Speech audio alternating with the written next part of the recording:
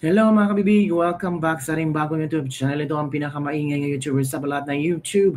Ako si Kabibig, maglabag-labag at with evidence sa lahat na nag-share na kanilang blessing. Salamat po. At sa gusto mag-share, nandiyan lang sa makita niyo naman. At ito na, sharing is blessing. Kaya nga, sabi ng iba, huy, anong nangyari kay BBM?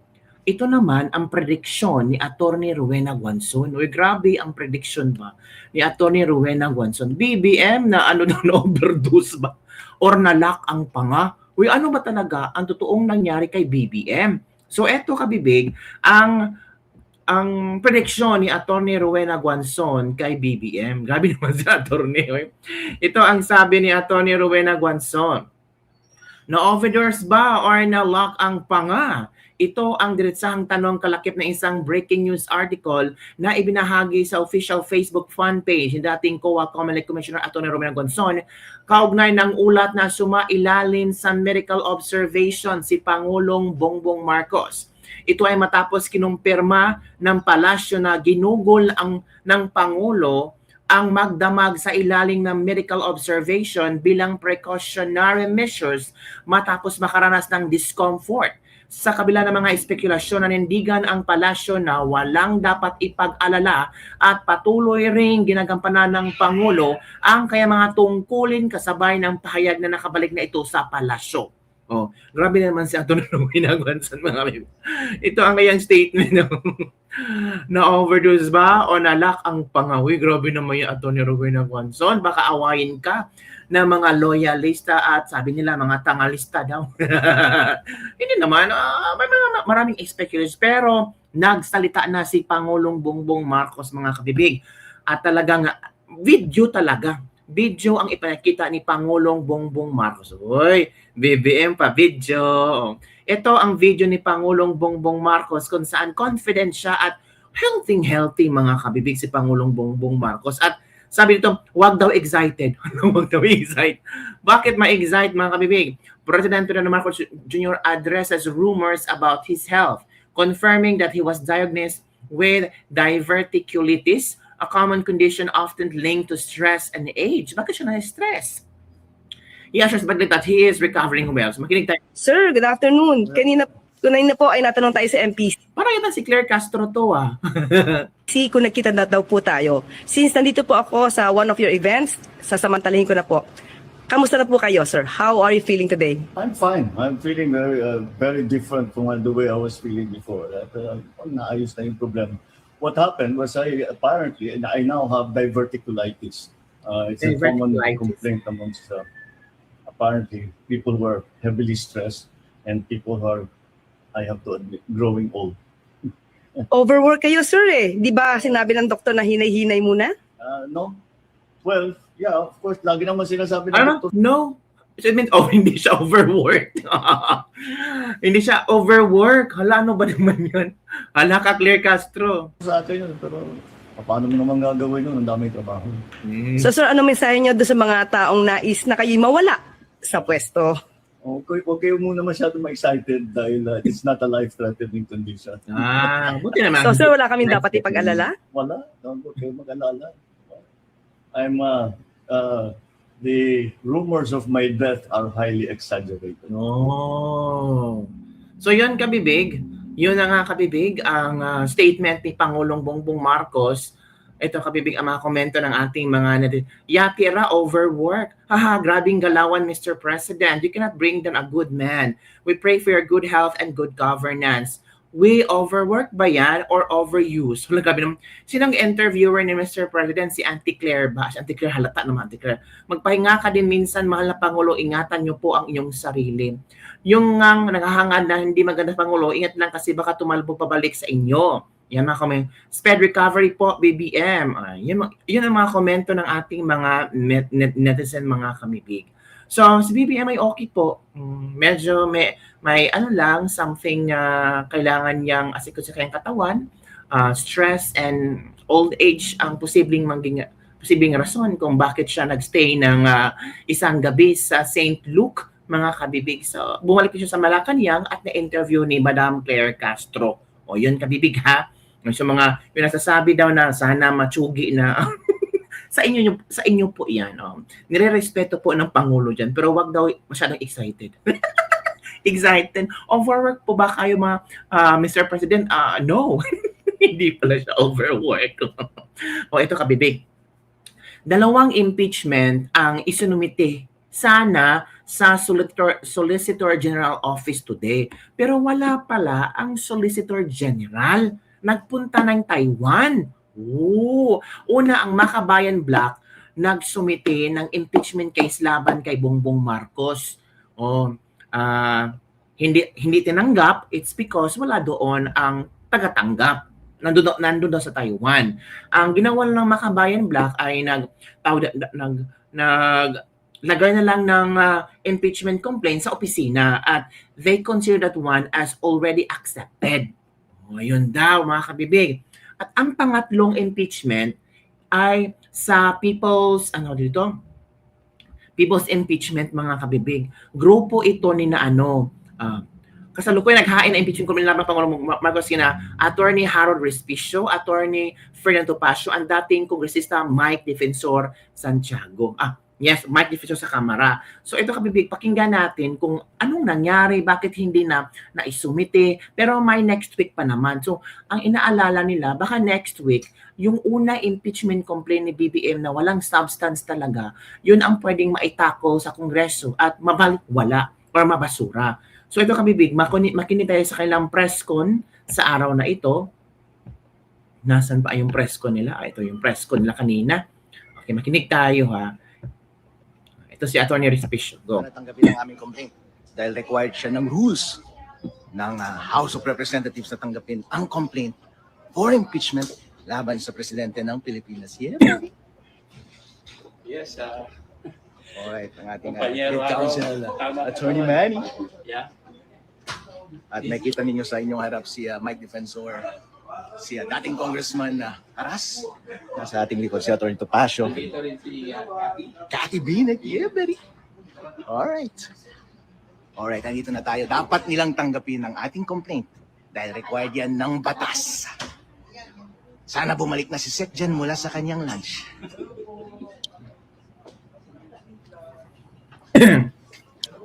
At kasama natin si Attorney Topacio dito sa likod yan ng ating tagapag. Magko-convene pa lang ang Congress, House of Representatives sa Monday. At pwede pa nilang tanggapin ang aming complaint. At dapat nilang tanggapin ang aming complaint dahil kung hindi tinutupad ng Secretary General ang kanyang trabaho. Tulad ng hindi niya pagtupad kaninang umaga sa trabaho niya, sa pagtanggap niya ng complaint ng Makabayan Block. Buddy. Tingnan natin kung balik na from lunch Secretary General. Alright. Ang dami. Hindi na totoong complaint, Mabig. Ang dami. Tanggalin ng copy, mabasa yung papel. It's dangerous.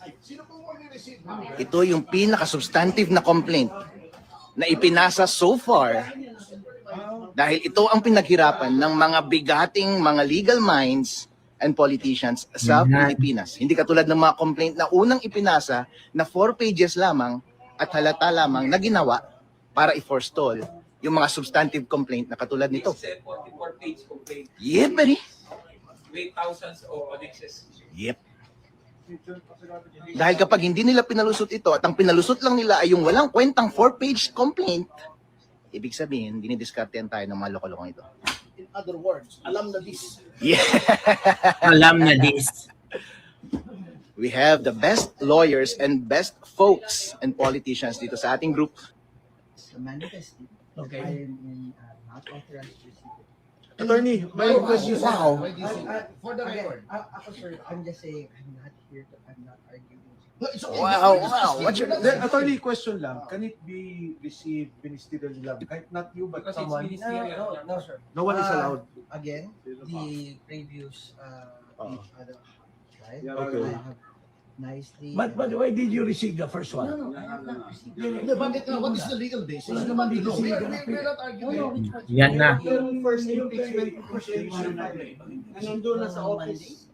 Kay Attorney Jesus. Ay, she was here, sir. Okay. So, ibig mo sabihin, by the simple expedient of not being here, hindi kayo pwede mag-receive? Is that your stand? Sir, I'm just saying, I'm not authorized. I'm not arguing, I'm asking you. I I- want an I- answer. I'm just manifesting. I do not have the authority.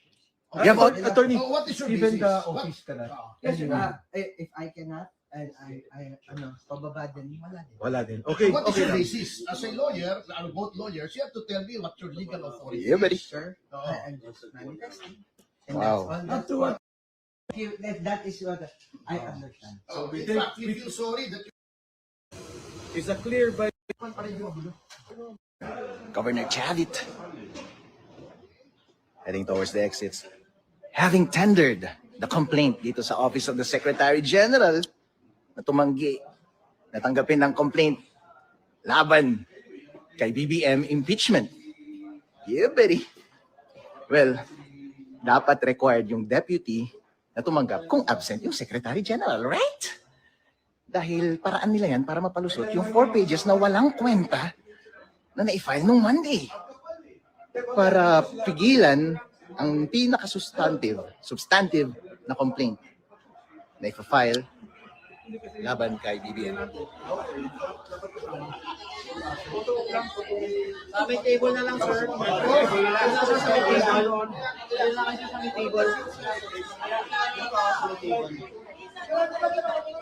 May table na lang.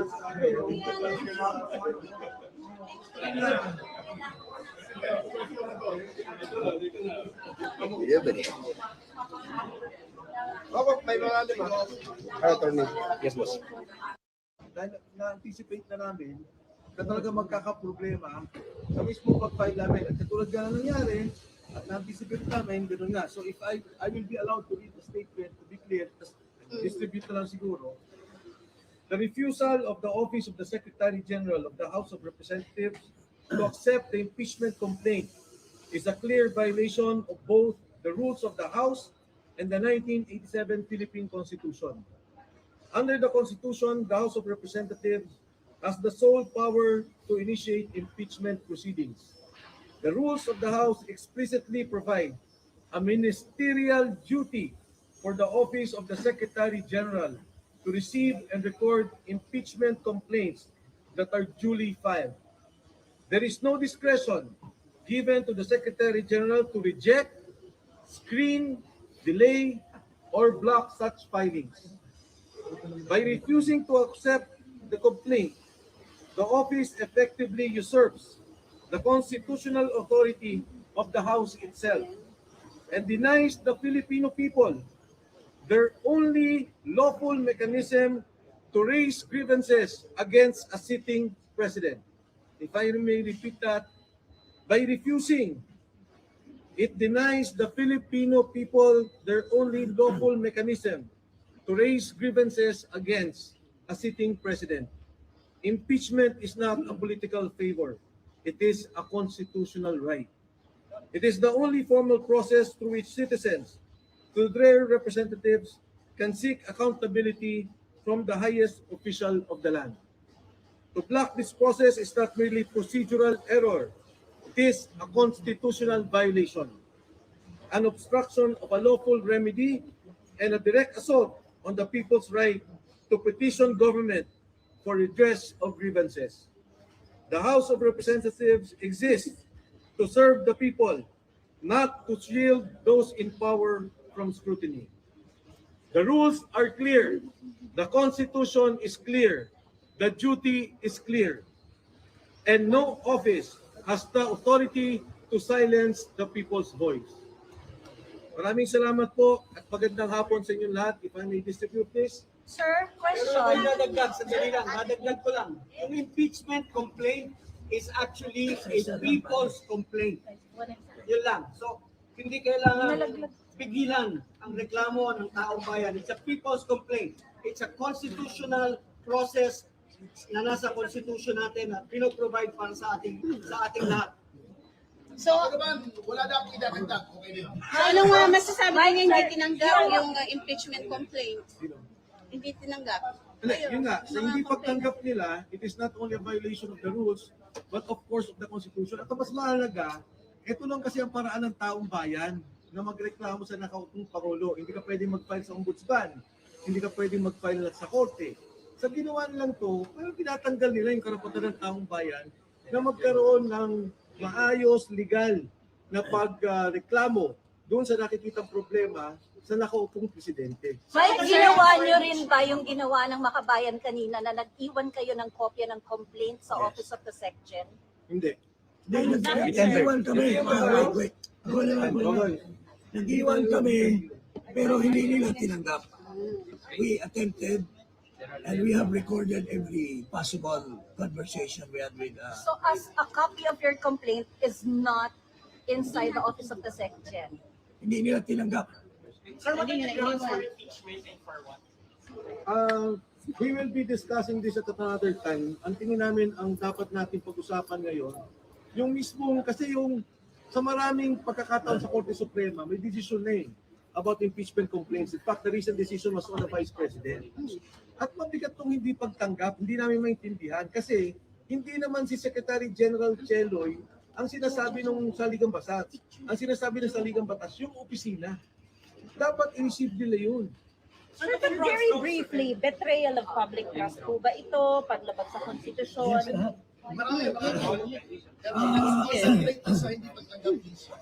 Sino po complainant? Our Sa iba pa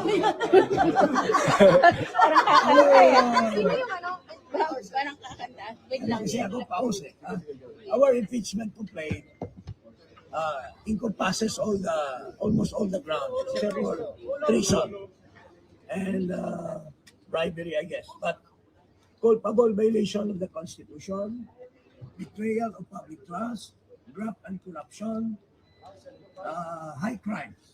These are all embodied in our complaint against Marcos Jr. Ano yung complainant, sir? Ano yung offenses, sir? Offenses. Ano yung offenses? Sa ngayon, we will call for a press conference tomorrow. Press con kami para i-discuss yung details. Pero sa ngayon, yun ang statement namin. Ang hindi Endorser pagtanggap- lang, sir. Endorser. Pati endorser. Kasi may endorser kami nandito. Pero siyempre, tatlo. Siyempre, nung nakita namin, nung na-record kami na Makabayan Black, and may mga kasama tayo sa Committee on Rules, dun sa nangyari, medyo nagulat na kami. In fact, nakita nyo naman, mali-mali yung dala namin. Pero kung ganito yung mangyari, napakapangit naman. Hindi maganda. Sigurado kami, yung first impeachment complaint is a scam complaint. At yung Makabayan Black, genuine complaint yun. Sinusuportahan din namin yun. Yung complaint namin is a genuine complaint, full of evidences, dapat tinanggap ng complaint. Sir,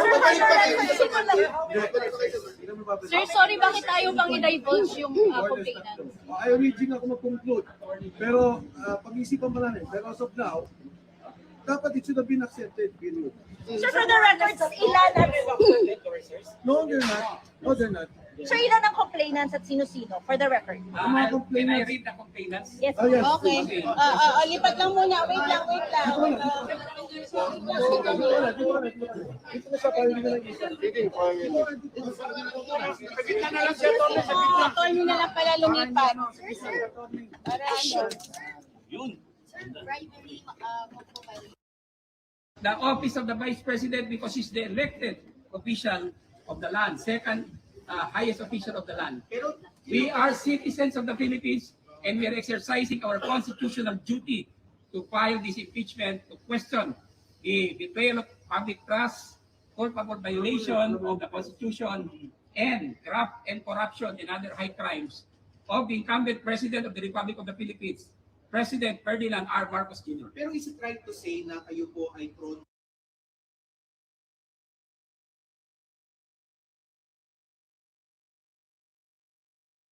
So, iyon po kabibig, nakita natin ang press con kanina ng tawag dito, ni na Mike Defensor, mga kabibig, na kung saan sinasabi nila kung ano ang rason, di ba? irrelevant yun eh. This is not ano. Tatanungin kita, kuya. Saan ka? Pro-Philippines? Pro-people? I just Yeah, that's why I'm asking the same question. Bukas na may press Can I just answer that? Okay, mga kabibig, yun ang nangyayari. Naku po, parang ano na ha? Parang tawag ito. parang mapapress con daw bukas sila mga kabibig. So, tingnan natin yung yung Makabayan Black. Bakit nga ba hindi sila ang Makabayan Black ay naglagay or for example, Bisaya pa, naghabilin sila ng kanilang yung impeachment case ni BBM. Pero itong Mike Defensor, hindi talaga tinanggap mga kapipig. Sabi nga ni Bayan Chairperson Teddy Casino, ayaw nilang tanggapin. So ang ginawa namin ay nag-iwan kami ng kopya doon sa opisina, and as far as the complainants are concerned, we have complied with the rules na final namin sa Secretary General ang aming complainant. O yan kabibig ha. Ito naman ang sabi ni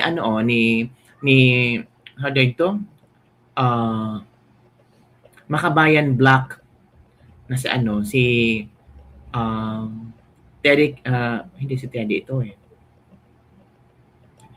Watch natin ang video kabibig. Gusto ko lang i-share sa inyo. Give me a moment mga kabibig. Grabe trending to, impeachment ni BBM. Tapos si BBM na hospital, lahat trending tungkol kay BBM. Ito na.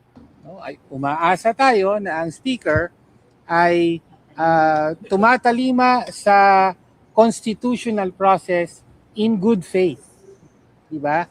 Na sinasabi ron, isang impeachment proceeding. Kaya nga sinabi doon, one impeachment proceeding, hindi one impeachment complaint. No? Kasi sa konstitusyon, hindi naman intention doon na maging karerang daga na unahan. Tapos kung sinong mauna, sorry na kayo. No? Tama, agree. So paglapastangan yon sa proseso ng impeachment and accountability. Correct. Ito rin kabibig, sabi niya dito. Into the rules, Office of the Section, kay Deputy Secretary, Executive Director, Marmoy, Salonga, Attorney. ang complaint alinsunod sa rules ng House. I have no authority to. Ayaw tanggapin. Okay. Kaya sa Iwan na lang po natin sa opisina. Okay. At sumunod tayo sa rules ng House. Sa mga hakbang. So malinaw po yun. Okay. Ito po Pwede po bang i-receive? Yan. Kahit ordinaryong kartero, i-receive nyo, di ba? Hindi rin Pwede i-receive. po bang i-receive nyo?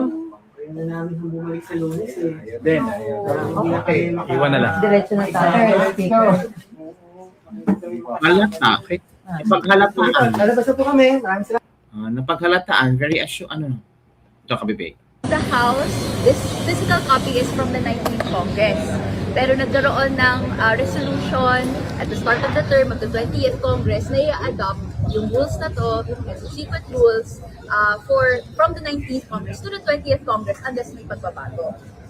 Ina-open ko po ang page na to. Ito pong page ay nasa Rule 2, Section 3 on the rules of impeachment. Clear po dito kung ano ang steps ayon sa 1987 Constitution.